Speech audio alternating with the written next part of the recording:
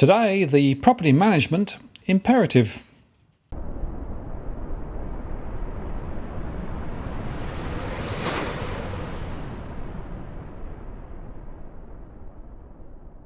Hello again, it's Martin North from Digital Finance Analytics. Welcome to this post covering finance and property news with a distinctively Australian flavour.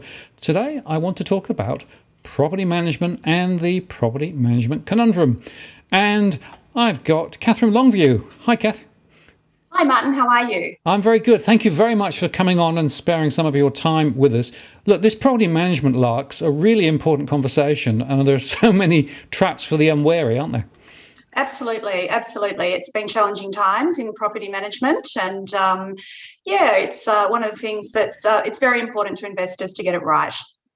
And when we talk about property management, I guess we should be thinking about it in the context of property investors predominantly, who effectively have got a property and they expect it to be tenanted and generally looked after by a property management company or a property management entity. And I don't know, but when my surveys, most property investors end up with a property management service of some sort. Absolutely. Most investors actually engage the services of a property management company to manage the property and manage the tenancy for them. There's a few self-managers out there who like to do it themselves, but the vast majority employ a company to do it for them. And it is actually got more and more complicated, right? Because the legislation that is governing the way that rental properties are actually made available has got more extended, shall I put it politely? And also, of course, there are a bunch of issues that come up, for example, repairs, people not paying what they should be paying when they should be paying it. So almost wherever you look, there are a series of ongoing issues. So this is nothing, you can't really say set and forget, can you? No, absolutely not. And it's become a little bit more complicated. In recent times, there was a raft of new legislation changes that happened. It came into effect in March last year. And that has made things, a little bit more complex. There's a greater requirements now on owners and investors to make sure that their properties meet minimum standards. That was something we previously didn't have. And that's anything from basic things like, making sure there's functioning locks on doors, making sure toilets and bathrooms are in working order with running water, which you'd expect to be, part of the course, but you'll be surprised at some of the things that can happen. But other things like, making sure now that there is heating in the living room in homes. That was never a thing prior. And if we're putting in a heater now, we have to make sure that it's got an above 2-star energy rating. And, window coverings and all of those things that you expect to be normal, but you'd be surprised weren't actually happening. Yeah, and just to be clear, we're talking here about Melbourne predominantly, right? That's where you're based? Yeah, absolutely. In Melbourne, these came through as part of the Victorian Residential Tenancies Act. So, this is not a simple nor a straightforward set of processes. And I guess the question that springs to mind is, if I'm a property investor, how do I work out who a good property management entity would be rather than not? Because my suspicion is that not all property management companies are the same. Yeah, absolutely. I think traditionally property management was a bit of the poor cousin to sales. That's the way the industry has generally been operated. That's changing slightly as more independent operators come in, such as Longview and other independent operators. And they've definitely raised the standard of property management across the board. And in fairness, a lot of the sales businesses and franchises, they've got their act together as well. But I think it's all about just making sure you do your due diligence when you're going to appoint a property manager. And there's certain questions and things that you should be asking when you do employ somebody. And, that's questions along the lines of, what are you going to do to make sure that I'm maximising my rent? How do you establish what the market rate is? How do you select the right tenants? What's your process for that? Will I be involved in that? Will I see who's going to be renting my home? What's your knowledge of all this legislation? We know it's become more complicated, and so how are you going to deal with that when issues come up? You really need to have a degree of expertise in property management, and we often see people who come to us, new employees who were potentially just thrown in the deep end. They applied for a role, in reception or something, and then they were told within 2 weeks, oh, you're now looking after a portfolio properties. That's not okay. Those people need proper training. It is a specialty industry, and so you really need to make sure that the person who's in charge of your really important investment actually knows what they're doing. And so are there formal qualifications or other hurdles that have to be jumped? Yes, so everybody who works in the real estate industry in general has to have their agent's representative, which is now been replaced with a certificate for in property. So that's the base entry level. The very good operators who've been doing it for a while, they have to have their full license, or they may choose to have their full license, particularly if they're running a business or a franchise. They have to be licensed in order to be able to do that. And that's a lot more extensive and requires more study to get that. Right, so you should certainly be asking about experience, about qualifications, and presumably one of the interesting questions is how big a portfolio do you have? Because I guess you could be in the situations where you're managing a massive portfolio and therefore can't spend sufficient time on an individual property, or you could be somebody that really is not fully engaged. So it is quite tricky. Yeah, absolutely. I think that probably is the number one question that we do get asked when we're bringing on new clients as well is, how many properties do you look after? And I think it's a really good question because we do see situations where people are looking after 250, 300 even properties, and that's impossible to be able to provide the level of service that you would like. But also just to have the attention to detail and to be able to be proactive and to be on top of everything. So, we like to keep our property portfolios a lot smaller than that. And I think that makes the job much more enjoyable as well and ensures that we're looking after clients' investments really well. Absolutely. Well, I've certainly seen a few people claiming that they've got, 250, 300, 350. And I'm thinking, well, just work out how many hours per property that actually represents. Absolutely. And, things happen in property management, urgent things come up and all of a sudden you have great intentions at the start of your day to be able to get everything done. And then an urgent plumbing issue, there's a big water leak or something like that happens. And you have to be able to have the capacity to switch to that and deal with that very urgent matter. And if you can't do that because you're just inundated with emails and phone calls and all of that sort of stuff, it really can affect actually the financial outcomes of the property investor. Absolutely. And talking of the financial outcomes, what's the commercial arrangement like? Is it typically a percentage of the rent or a fixed flat fee, or how does that work? So there's generally the management fee, which is normally a percentage of the rent. And then there is a leasing fee as well. If the property becomes vacant, then you are required to find new tenants or renters, as we're supposed to call them now. I've been doing this for 20 years, Martin, and so forgive me if I'm still calling them tenants, but the correct version is actually renters. So the tenants often will vacate and then you will have a leasing fee at that point in time, and also advertising as well.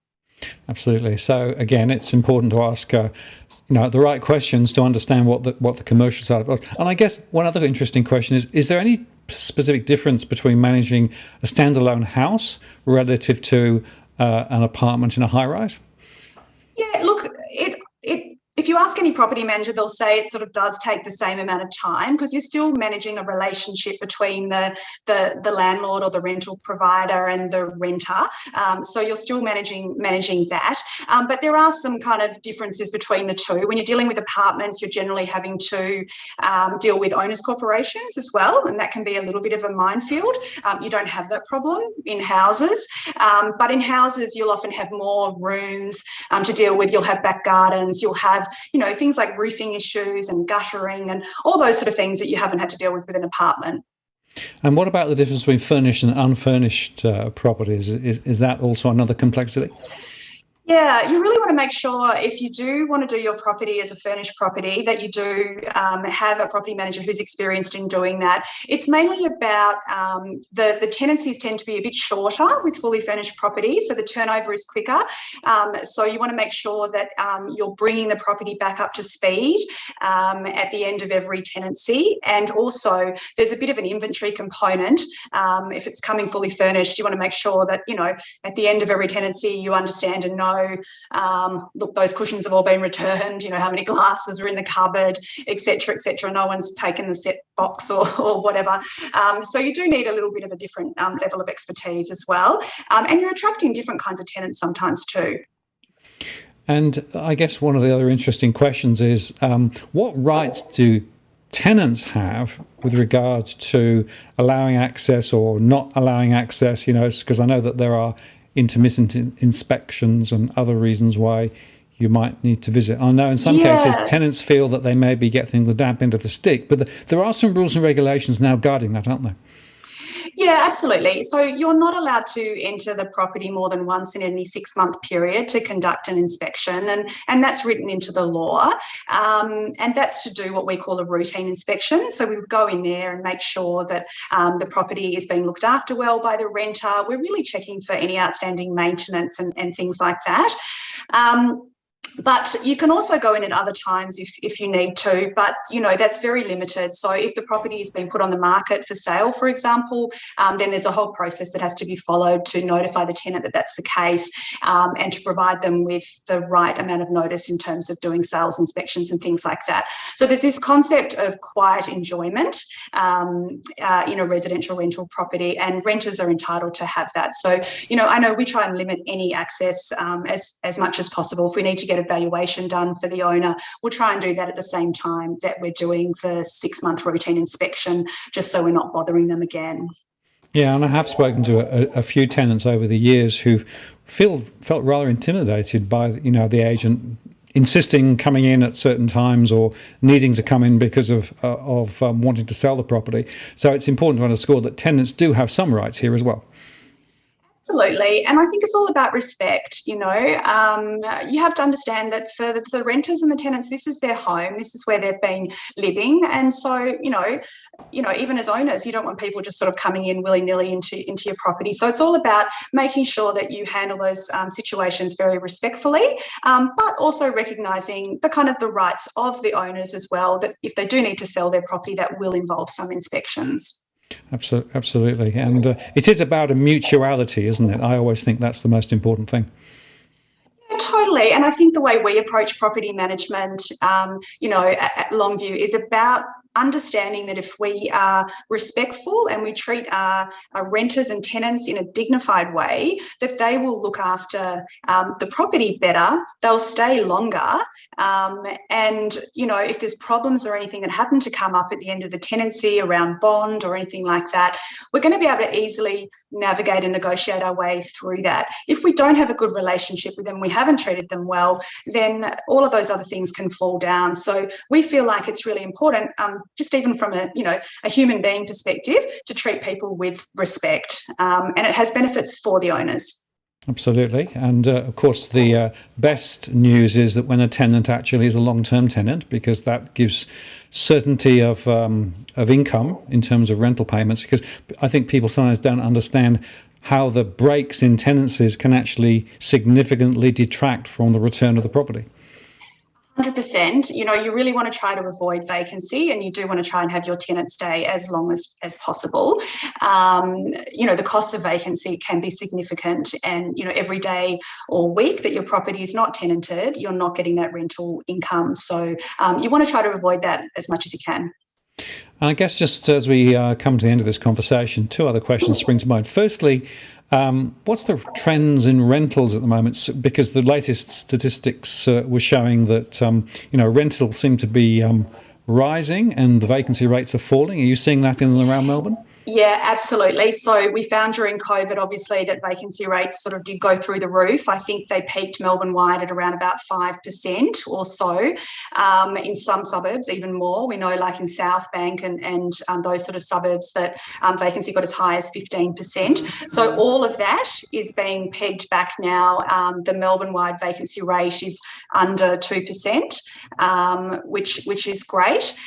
We're definitely seeing and saw through the pandemic this sort of, trend of people moving out of the CBD areas. So in the areas sort of say under 25K from Melbourne CBD, and they were moving either to regions or to areas outside 25K from Melbourne.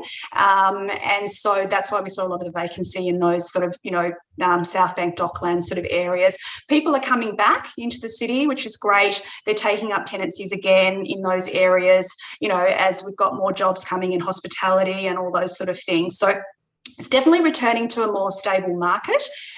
Having said that, it's almost flipping a little bit. So it's a bit hard on actual renters at the moment to be able to secure a home. We do have a bit of an affordability issue with housing, as you would know, in Melbourne and across the country, really. And so it is becoming harder for some of the lower income earners to actually secure a property. And I guess that takes us naturally onto the question of rent reviews then. So given the, the high demands now and the lower vacancy rates, what's that doing in terms of rental reviews? And, are they more frequent and are they bigger? Yeah, so first of all, if you've got an existing tenancy, you can only do it once every 12 months. So you really want to make sure you get it right at that time. We are definitely seeing prices return to pre-COVID levels.